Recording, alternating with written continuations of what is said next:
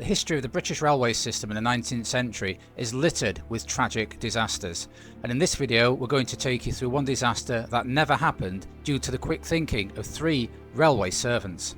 So we are standing in the place where once the old Dunford Bridge railway station stood. It's a lovely early sunny spring day.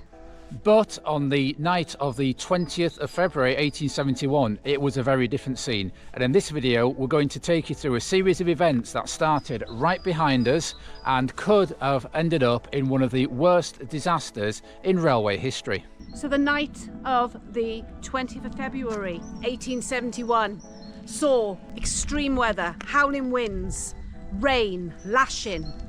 At 4 o'clock in the morning, a goods train drew up right behind where we are now. It had come all the way from Retford and was making its way to Manchester, about 20 miles in that direction. So on that night, the train stopped to load up some wagons here. But 25 trucks became detached from the engine. Those trucks were heavily laden with goods. The line behind us, which has a 1 in 150 gradient, leads to the town of Penistone, about 6 miles down the track, and then further on into the city of Sheffield. Now those trucks started to gently roll down the track towards Penistone. So the guard, Edward McHugh, noticed this and tried to sprag one of the trucks. Historical note, spragging is when you put a piece of metal into the spokes of one of the trucks to stop it rolling. Sadly for McHugh, that didn't work, and the trucks carried on rolling down towards Penistone. At this point, 2 pieces of quick thinking. Firstly, the guard, McHugh, who the newspaper report said whose courage did not desert him, jumped on to the rolling trucks. Secondly, the night porter at Dunford Bridge Station telegraphed his colleague down at Penistone Station to warn him of the impending disaster of the oncoming trucks. If you are finding this video interesting, please consider subscribing to this channel. It's absolutely free and we're going to bring you lots of history stories in the forthcoming months. The trucks continued their perilous journey down towards Penistone. And poor Edward McHugh clinging on to those trucks, desperately trying to pull the brake, but to no avail, as the trucks hurtled down this line, with Penistone just 1.25 miles away now. So when the message reached Penistone that the trucks were on the way, it was received by a man called Edward Sims, the night porter down at Penistone Station. Now, Sims may have been well aware that just a couple of months previously there had been a railway disaster down in Barnsley. Some trucks similarly become uncoupled from a train, careered down to Stairfoot Station, crashed into a carriage full of passengers. 15 were killed, 59 were injured. He must have thought that the potential for a similar railway disaster, if not greater, was unfolding before his very eyes. It took just 4 minutes from Sims receiving the message from his colleague up at Dunford Bridge Station to the trucks arriving in the town of Penistone.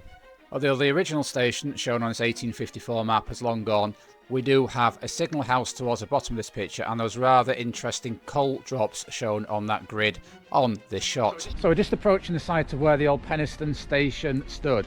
The very quick thinking Edward Sims jumped out, rearranged the points, so he took the hurtling tracks down into some sidings which lay just behind us on the left as we're walking down where these houses are.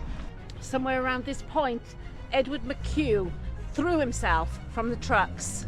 Fortunately, he wasn't badly hurt. He was a bit shaken, but he was able to be returned to Manchester the same day to his home. So the quick thinking of Edward Sims meant that we now have the trucks hurtling away to our left through the sidings. There were some other trucks there laden with coal, lime and wheat. Also a carriage, fortunately empty of any passengers because it's 4 o'clock in the morning. It did mean that some trucks and one carriage were pushed into the road, what was known as the Huddersfield and Penistone Turnpike. Fortunately, the only damage that occurred was to property. Between £700 and £1,000 worth of damage was caused to a warehouse to my left here and to the trucks and the carriage. From what I can work out, the trucks have come to the sidings behind us, have hurtled down into the road below us. So the scene here in the early hours of the morning on the 20th of February 1871 was of carnage, of wrecked trucks of coal, lime and wheat everywhere, and the employees of the Manchester, Sheffield and Lincolnshire Railway had to spend the rest of the day clearing it up. So what if Edward Sims hadn't acted so decisively and promptly? Well, the train may well have carried on careering down towards 15 miles towards Sheffield behind us. That could have caused unimaginable destruction. It might have crashed into any carriages that were on the line. It could have been an absolute disaster, one that would go down in the annals of railway disaster history. But fortunately, for the heroics and quick thinking of 3 men, that disaster was averted. So, 3 heroes from that story then, John? So you'd think. In the case of Edward Sims, it was the case. The 34-year-old night porter was promoted later in the year to become foreman porter at Penistone Station. So well done him. But there is a sad little coda to this story, and that I have established that later in the year, October 1871, Edward McHugh, the guy who'd bravely stuck with his trucks all the way down on that horrible, frightening journey, was actually dismissed from the employment of the Manchester, Sheffield and Lincolnshire Railway for allowing the trucks to become detached in the first place and all the damage that was caused. So poor old Edward McHugh. So we hope you've enjoyed watching this video and found something interesting. If you have, please give it a like, and if you'd like to subscribe to us, we are a new and growing history channel on YouTube, and it's absolutely free to subscribe. So, join us next time where every journey begins with a path to the past.